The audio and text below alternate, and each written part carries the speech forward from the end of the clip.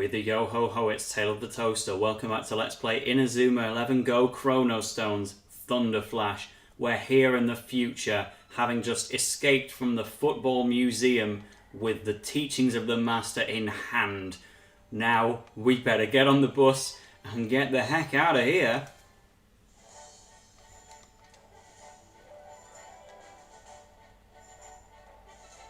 Is everyone on board? Yeah. Let's get out of here before Eldorado send their goons after us.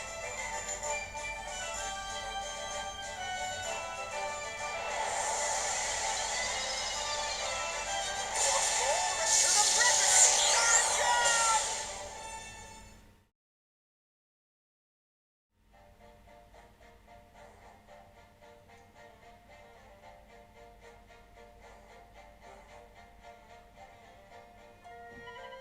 We made it out of there in one piece. Hurrah! Now let's get to work decoding the teachings of the master. But where? The football stadium's been shut. You could all come round to my place. We should be able to decode them in peace at Windsor Manor. Sounds like a plan. I hope it won't be a nuisance to anyone. And they're also going to let us know along the way that we can do an extra competition route match at Riverside. And who was that man presenting the route? He felt, just a little bit familiar.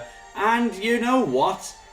I think that's going to be the main focus for this episode, rather than decoding the teachings of the master and such. It can wait, you know. Adekebe and Sam and all them, we can get them back some other time. I love that Adekebe is always the one I bring up first.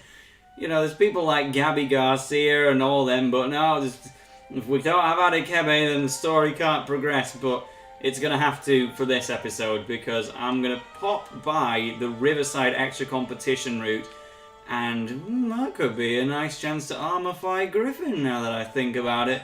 Yes, Steve Grimm himself is hosting a competition route. You cannot go for either of these sides because you do not have the ticket, but you can take on the Raimon Reserves, which are only level 8, so they are designed for you to take on straight away. And, you know, generally throughout this project, I want my team to be roughly around the same level as the opponents we're facing. At the moment, we're just a tad under-leveled. Even the robot guards were above us. But doing one or two of these should help. These guys are actually coached by Coach Travis, because these are the Raimon Reserves. Back when Arian joined the team of Raimon, there was a different structure because Raimon was so popular for its football, where most of our colleagues here on Raimon were part of the first team, and Arian managed to blag his way onto the first team along with JP, because almost everyone left because of that thing in front of us. Heroic Swordsman Lancelot. Everyone was terrified of it, and most people dropped out of the school, including the vast majority of this team, who were known as the Raimon Reserves, the Raimon second team. And the only notable people on this team who are still playing for Raimon to this day are Hugh and Shun, both of which are, well, they're both in the same scenario where they're under the brainwashing of Protocol Omega, so we don't have access to them right now, but they are, you know, well, then we want to get them back by all means, of course. But that's, you know, you get who these guys are. They're not exactly going to be challenging. We are the Raimon first team, they are the Raimon second team. It goes without saying that we're better, even though we've only got about 4 or 5 actual Raimon students on hand right now. Yeah, 5 of them, and then the 6th player we have being Faye, along with his duplicate. That is a loud music track, I'm just saying. Wow, they're really there to teach you something. But, so yeah, extra competition routes. Obviously not going to be a main focus of this LP on screen, unless there's a really notable team that I just have to show off. But certainly in the post-game, I'll be making guides and in-depth content about all of the many extra competition routes in this game and what you would get out of them. But all you need to know for now, same things I'll tell you in every single Let's Play, we might as well mix and match while we've got Faye out, No holding back. If it's an extra competition route, we want to get as many goals as possible, and I will not be hesitating to make that happen. Let's even bring out Arch Pegasus as well, because, you know, I do want to go for Armourfied Griffin. But, yeah, so extra competition route matches, same as they've always worked. If you can beat them, you will at the very least guaranteed get a B rank, but you'll only get a B rank if you score 1-0 or 2-0, or you let the other team score against you. If you can finish the match with a 4-0, yes, both of those, with a 3-0 scoreline or a 4-0 scoreline, that will give you an A rank, but no real difference there. And finally, if you can get 5 goals or more without letting the other team score against you, you will get an S rank, which will lead to you getting double the experience points from the match, and certain rewards along the route will only be available once you have S ranked every match in the route. So it's definitely something you want to aim to do, even in the early stages of the game where we're only like level 13. We're still plenty capable of S ranking this route, and I'm certainly going to, well, not the whole route, obviously, we don't even have access to the whole route yet, but I'm certainly going to try and S rank this particular battle.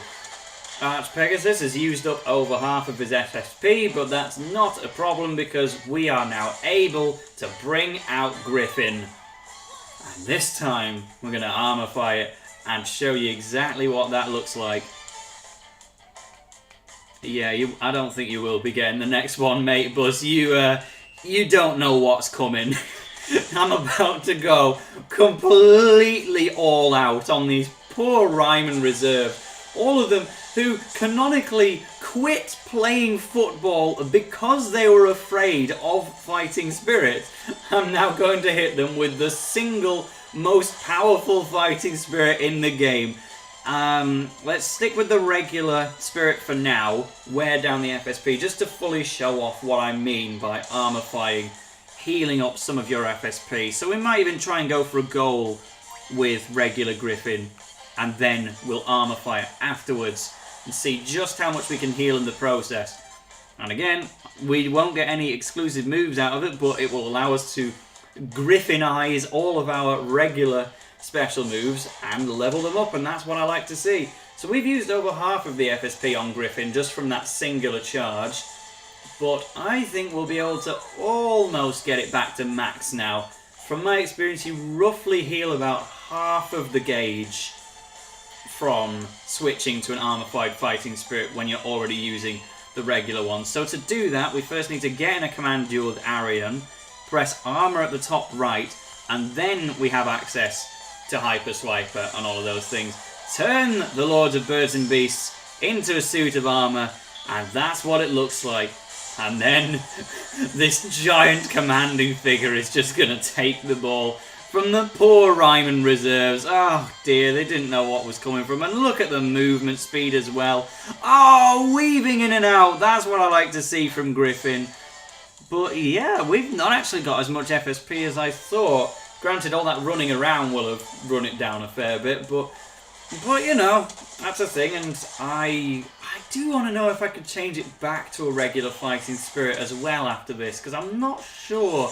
I tried to do that in a previous match in the series, turn an Armourfied spirit back into a normal one, but it wouldn't let me then.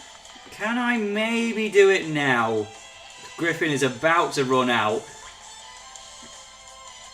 No, I'm pressing normal and nothing's happening, but you know, we might as well use Hyper Swiper, seeing as it's completely for free. Level it up just a tiny bit more, you're going to get sick of seeing that move. Although, the big improvement that's been made to extra competition routes in this game is this.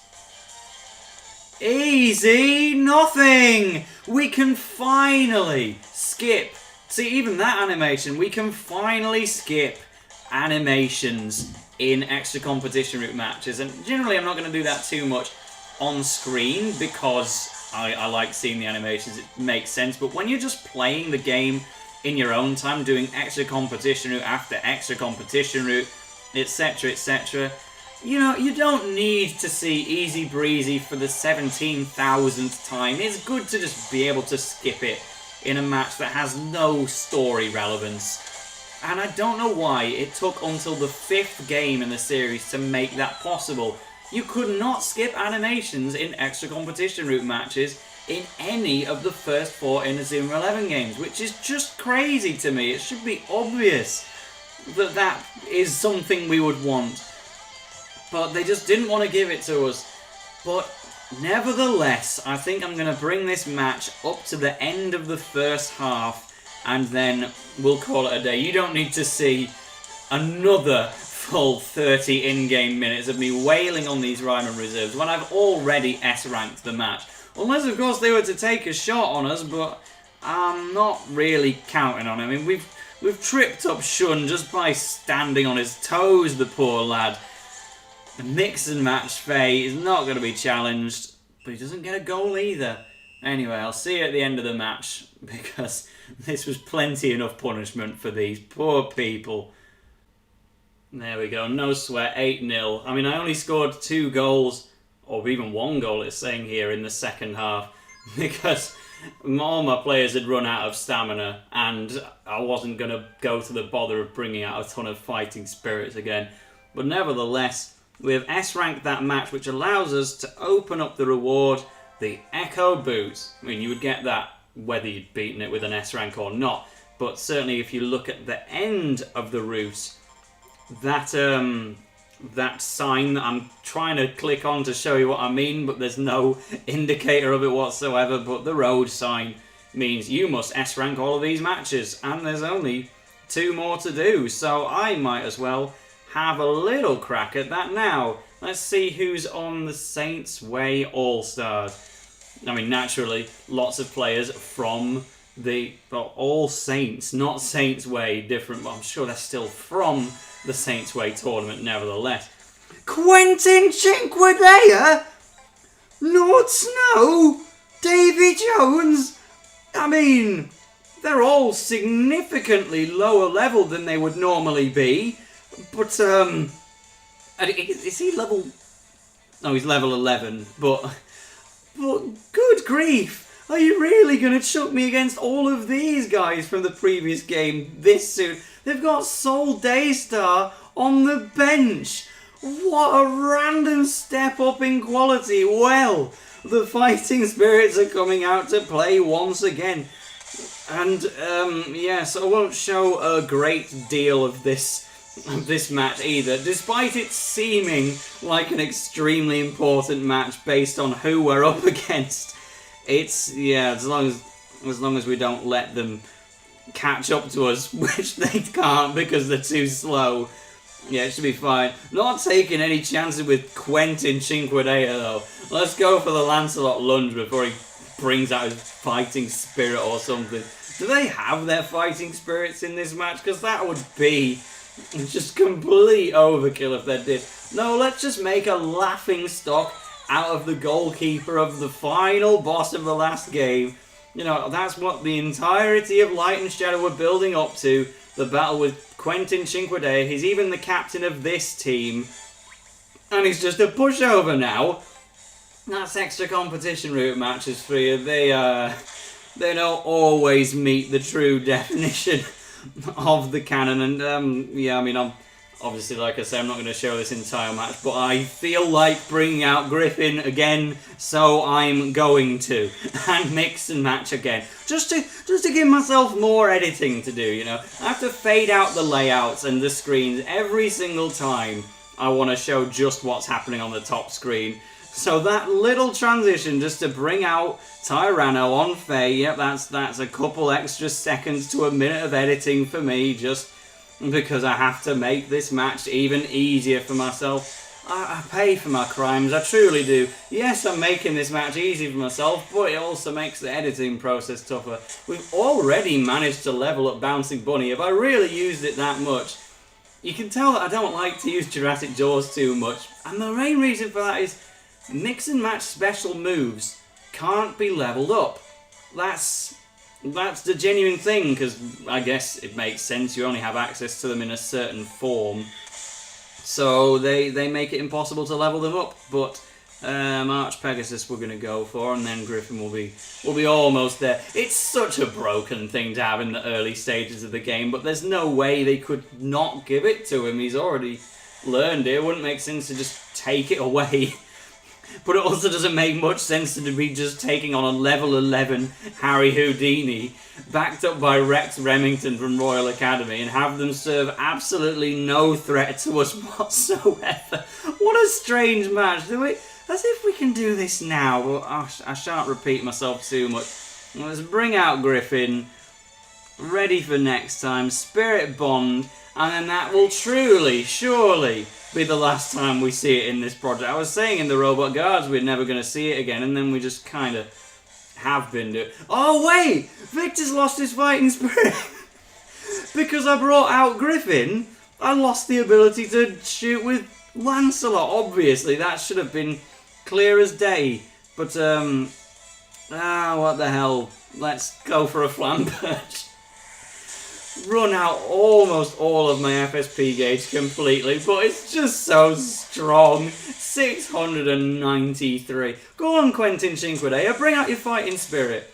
At least use one of your special moves. We know that you're the best goalkeeper in the previous game. Just, like, I don't know, try. I've got the skills to take you down, mate. I've got all my spirits on board. Just take me seriously. But now they're not up for it. They've got to throw literally almost every team captain from the previous game in there as an easy tutorial in an early game extra competition route match.